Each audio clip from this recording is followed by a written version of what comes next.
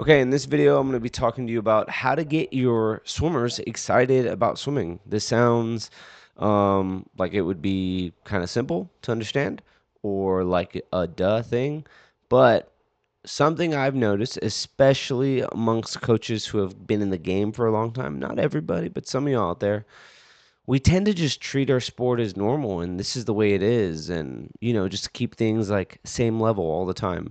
I'll probably tie a little bit into some of the stuff Kyle Sockwell's doing in the swimming world right now, but keeping our athletes engaged and excited about swimming matters so much. A lot of us think we're in the, and I talked about this in another video, a lot of us think we're in the training game. Like we got to make our training perfect. And yes, our training's got to be good. If you don't have the training there, you don't get better. I will say though, a lot of coaches get a lot of results with a lot of different training methods, and there's not this elusive, perfect training plan. There's just the one that works. And more often than not, we are in the recruitment and retention game or engagement game. And not that I like to make it a game. And I will say, your best athletes don't need the sport to be like this party every single day. And because the kids who are going to make it happen are always going to make it happen. But I will say, like if you're trying to run a club and pay your coaches and run a staff and that sort of thing, you're not going to do that if kids on your team are quitting all the time or if you don't have kids sticking around. So let's talk about how to keep kids excited in the sport. I believe these are key tools for engagement. Just if this gives me a little bit of credibility here, our team was actually like slightly above the national average for recruitment, for retention, like USA Swimming re-registers from year to year this past year.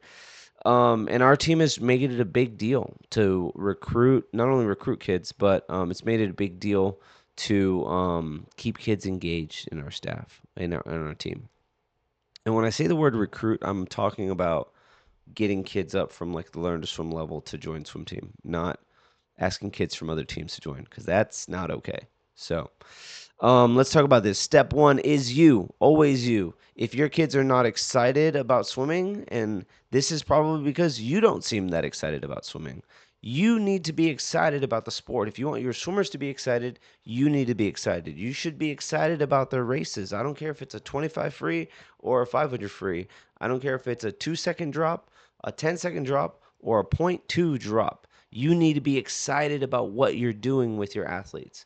When it comes to training, a lot of sets can be boring sometimes, but you can really spice it up by the way you act about it, the way you engage, by the way you talk about how much this is going to matter. And in this conversation right now, my voice is a little elevated, a little bit of a higher pitch for me, and I sound excited. I sound like I'm excited to be here. And you, as the coach, can do that as well. Does that mean I need you to be like this rah rah cheerleader figure and be out of your element? No way. But it must be very clear that you're passionate about what you're doing. There was a coach on our staff once. He was not a like rah rah, always high fiving at every 25 sort of thing. But man, the kids loved him. They loved his energy. They loved the impact and passion he had. And it was very clear. He did it a lot through conversations. And that's something you can do too.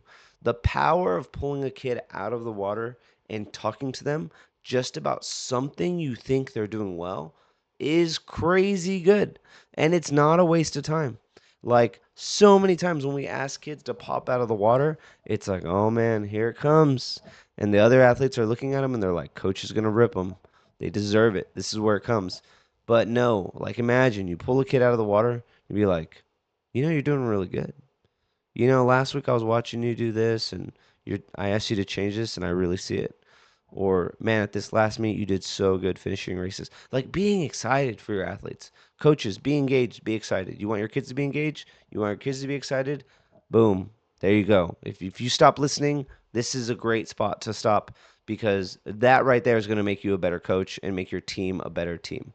And again, when you hear me talk, I'm always talking from the how do we make our team better perspective. No, I guess not 100% always, but a lot of times because I truly believe like we got to have teams here. If you're a college coach, you got to maintain a team.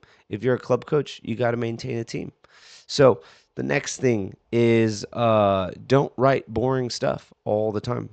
And I think sometimes in our sport, we do have to have stuff that could be a little more boring, like just more repeats, like 10, 15, 100s in a row with not a lot of change.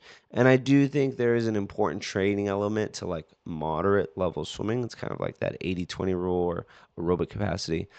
But again, it doesn't always have to be boring all the time. So if you're doing the same thing all the time, every time, and the kids can like predict what you're going to do, that's when you get into a problem. Don't be predictable. You don't want to be predictable.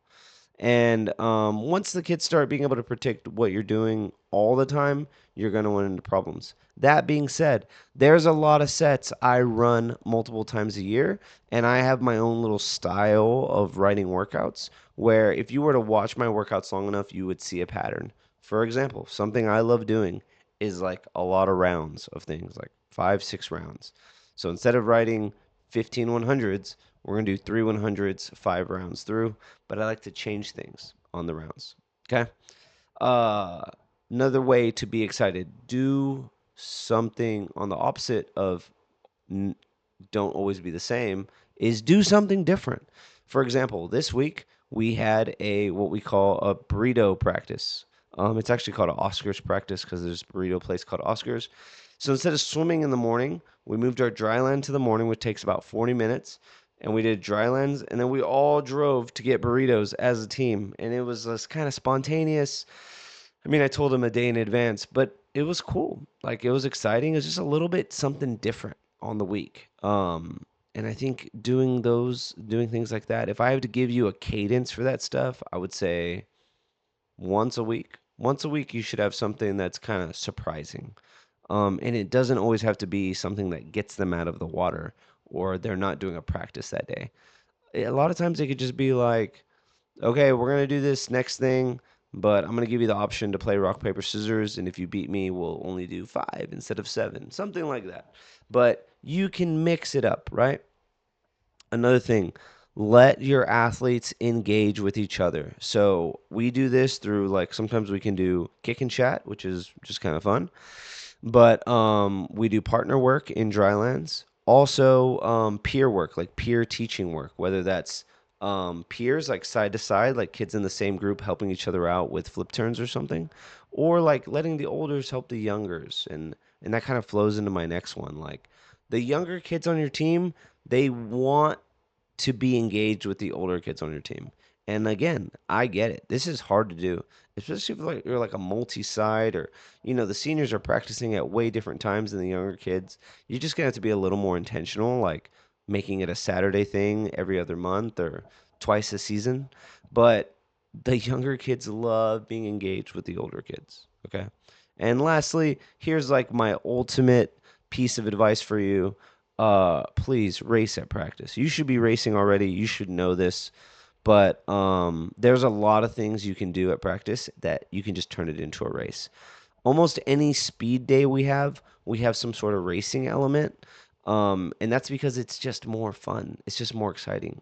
So instead of doing 10:25s on a minute, we're going to do 10:25 partner races. And we might not even call out times because we're just going to be calling out winners and losers.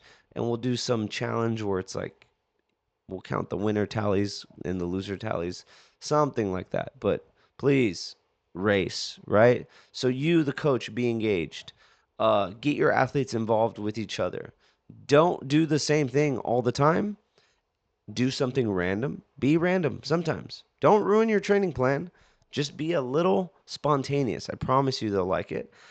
And then race, please race at practice. We want kids to love the sport, and Tony Holler puts this in a great way. Like practice should be the best part of an athlete's day, and a lot of us miss that. And I'm not gonna lie, like I'm not totally on the Tony Holler. If you know anything about him, like the low amount of practice he thinks is required. He's also a track coach, so it's a little different.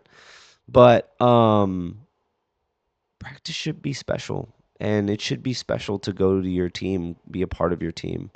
Um, so there's a couple more things we could mention here, but I leave you with some good ones there. And if I was you, I would just find a way to be intentional about making those things happen. I hope you guys have a great day. If you haven't checked out my website, betterswimcoach.com, go check it out. I got free workouts, stuff like that, all good stuff. And I'll see you guys around.